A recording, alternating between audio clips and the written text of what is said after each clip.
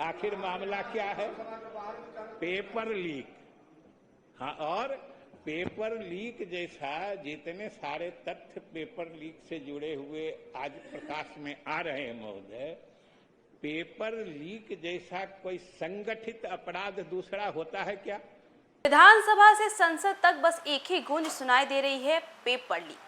Paper leak का मामला लगातार तूल पकड़े हुए है। जहां एक तरफ स्टूडेंट का प्रोटेस्ट देखने को मिलता है, तो वहीं नेता भी सड़क पर उतर जाते हैं। और इसके बाद अब देखिए, बड़ी खबर ये है कि बिहार में, जी हाँ, बिहार में जहां एक तरफ बिहार विधानमंडल का मॉनसून सेशन चल रहा है और आज तीसरा दिन है, ऐसे में पेपर लीक को लेकर के बड़ी बात सामने आई है। आपको बताएं तो पेपर लीक को लेकर के अब बिहार सरकार ने ये फैसला लिया है कि अब पेपर लीक मामला जो है वो अपराध यानी कि संगठित अपराध की श्रेणी में आएगा और इसमें जो भी लोग पकड़ाते हैं उनके ऊपर कड़ी से कड़ी कार्रवाई की जाएगी। लगातार देखिए, पेपर लीक मामला सुर्खियों में है और इसी को देखते हुए आज बिहार विधान सभा के अंदर जो है ये बड़ा फैसला लिया गया तीसरे दिन। तो चलिए आपको भी बिहार विधानसभा के उस नज़ारे को दिखाते हैं जब ये फैसला लिया गया। मैं प्रस्ताव करता हूं कि बिहार अपराध नियंत्रण संशोधन विधेयक 2026 स्वीकृत हो। वो महोदय इसलिए कि माननीय सदस्यों ने, जिन लोगों ने भी इस पे अपनी बातें रखी हैं, अख्तरुल जी ने और राहुल जी ने, हम समझते हैं कि आपने जो बातें कही हैं उसी दिशा में तो ये विधेयक संशोधन किया जा रहा है।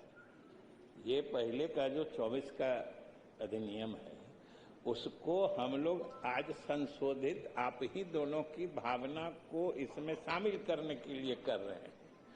आप जितनी बातें कहे हैं वही सब चीजों पर आधारित संशोधन है महोदय, कि आज महोदय जितना तरह का तरीका बदल गया है अपराध का, या जैसे अभी कह रहे थे सोशल मीडिया को, ऑस्ट्रेलिया की बात कर रहे थे, या बाहर विदेश में कहीं पर 16 वर्ष से कम के बच्चे को देखने पे प्रतिबंध लगा दिया गया है। तो आखिर क्यों लगाया गया है? कि उसका दुरुपयोग हो रहा है। और अभी का जो कानून था उसमें सोशल मीडिया के इस तरह के गलत कृत्यों को रोकने का या नियंत्रित करने का प्रावधान नहीं था, वो इसमें किया जा रहा है। तो आप जो चाह रहे हैं वही तो हम लोग कर रहे हैं। फिर भी कहते हैं कि इसको डिले करने के लिए कोई जनमत जानने में परिचारित करा दीजिए। महोदय, ये बहुत ही महत्वपूर्ण संशोधन है और आप अगर इसमें गौर करेंगे तो जो कह रहे थे हमारे दोनों साथियों ने, इसके दुरुपयोग की बात कही है। तो कानून तो कोई भी है, जो सबसे बड़ा कानून इस देश का संसद ने जब संविधान बनाया था तो संविधान सभा के अध्यक्ष डॉक्टर राजेंद्र प्रसाद जी ने संविधान को अंगीकार करते समय जो अपना अध्यक्षीय भाषण दिया था उसी में कहा था कि कोई कानून कितना भी पवित्र क्यों न हो, उसकी सफलता उसके लागू करने वाले की मंशा पर निर्भर करती है। तो ये तो शुरू से है, कोई भी कानून है, अगर कोई उसको लागू करने वाला दुरुपयोग करता है तो ये तो गलत बात है ही। और आज महोदय जो भावना अख्तरुल जी ने व्यक्त की है, आज मैं आपके माध्यम से सदन को आश्वस्त करना चाहता हूं कि हमारे मुख्यमंत्री सम्राट जी की सरकार किसी भी कानून का किसी भी हालत में दुरुपयोग नहीं होने देगी। ये हम बिहार के जनता को आश्वस्त करना चाहते हैं, क्योंकि हम लोग तो जनता को कोई असुविधा नहीं हो। जो अपराधी प्रवृत्ति के लोग हैं जिनको हम क्राइम कंट्रोल एक्ट के तहत उनको निषिद्ध करते थे, हमने उसका दायरा बढ़ाया है अपराधियों को नियंत्रित करने के लिए, आम लोगों को सुविधा देने के लिए। तो आप जो कह रहे हैं महोदय उसी हिसाब से तो है। अब इसमें अब पहले जैसे देखिए कि तस्करी में महिलाओं एवं बच्चों की तस्करी लिखा हुआ था कानून में, अब उसमें बहुत सारे लोगों को तो बच्चों की तस्करी में आजकल तो कोई नौकरी कराने के लिए लेके चला जाता है। तो उन सब के साथ मानव तस्करी शब्द जोड़ दिया गया है इस संशोधन में, देखिएगा। तो ये तो उसके स्कोप को और ब्रॉडन वाइडर किया गया है, जिससे कोई भी दाएं बाएं घूम के किसी तरह की तस्करी, मतलब मानव की तस्करी नहीं करे, ये किया गया है महोदय।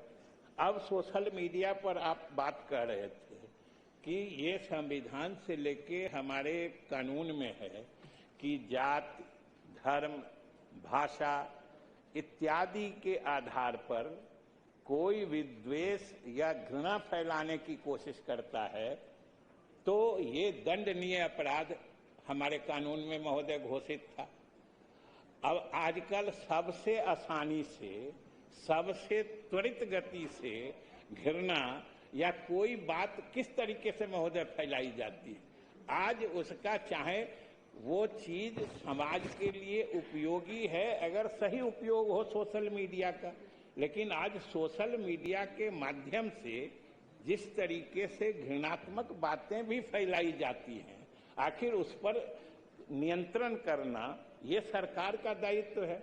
और पहले के कानून में इसका प्रावधान नहीं था, ये हम लोगों ने इसमें लाया है।